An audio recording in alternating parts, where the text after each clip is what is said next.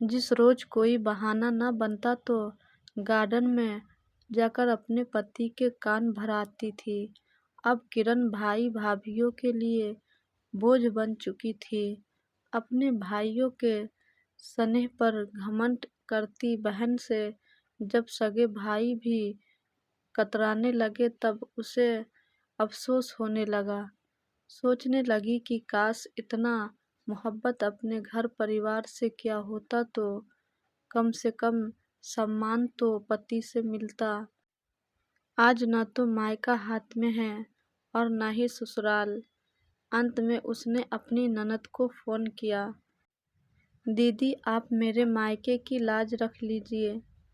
क्या हुआ भाभी, आप ठीक तो है? ननद ने उनकी घबराई हुई आवाज सुनकर पूछा। अभी तक तो ठीक हूँ, पर आगे का कुछ पता नहीं। आप ऐसी बातें क्यों कर रही हैं? जरा खोलकर बताइए कि क्या बात है? ननद ने पूछा, जबकि उसे पता था कि किरण भाभी अनीत भैया से झगड़कर महीनों से मायके में जा बैठी है।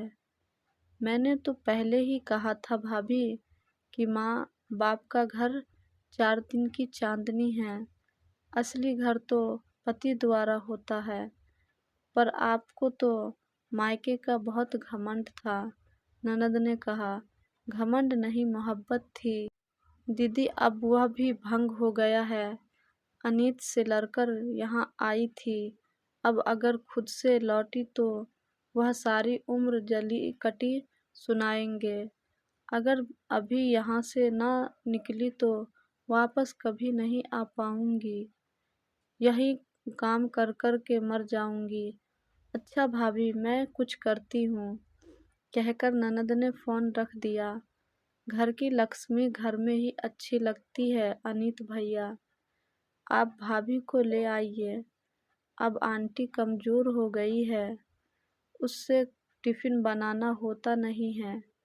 आखिर बच्चे कितने दिनों तक बाहर का खाना खाएंगे? उसने समझा बुझाकर अनीत भैया को किरण भाभी को मायके से वापस लाने के लिए भेजा। जब वह आई तो उन्हें देखकर दिल धक से रह गया। आंखें अंदर तक धंस गई थी, चेहरे की हड्डियां निकल आई थी, वजन काफी कम हो गया था।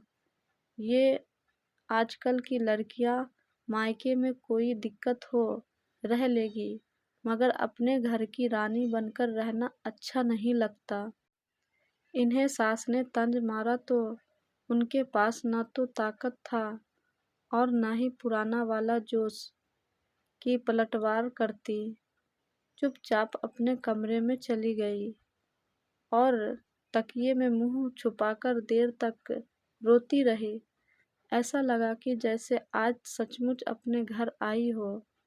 महसूस हो गया था कि जब तक माँ बाप है तभी तक वह घर अपना है। मायके की गलियां तभी तक खूबसूरत हैं जब तक आपके बचपन को पहचानने वाली नजरें जिंदा हैं, वरना अपना घर ही सबसे सुंदर होता है। मन बदलने की ज्यादा चाहत हो तो अपने पति के साथ सैर सपाटे के लिए पार्क, बाजार और मार्केट है ना। किरण अब पूरी तरह अपने मायके को भूल गई और अब अपने घर में खुशी खुशी खुशियां बिखेरने लगी।